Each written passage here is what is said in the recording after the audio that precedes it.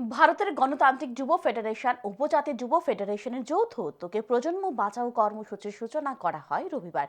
এদিন রাজধানী এডিনগর স্বামী বিবেকানন্দ মূর্তিতে পুষ্পার্ঘ্য অর্পণের মাধ্যমে এই কর্মসূচির সূচনা করা হয়।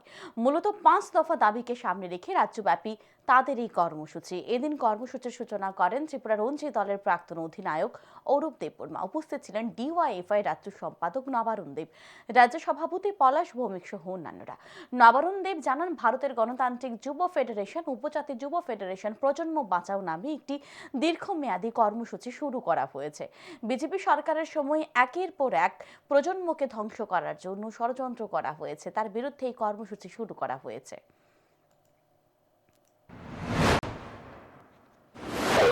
বিজেপির শাসনে প্রায় 8 বছরে পরিকল্পিতভাবে সরকার এবং শাসক দল মিলে আজকের প্রজন্ম থেকে ভবিষ্যৎ প্রজন্ম একের পর এক প্রজন্মকে শেষ করে দেওয়ার জন্য যে গভীর ষড়যন্ত্র করেছেন, তার হাত থেকে আমাদের বর্তমান ভবিষ্যৎ প্রজন্মকে রক্ষার জন্য বাঁচানোর জন্য কর্মসূচি গ্রহণ করেছি।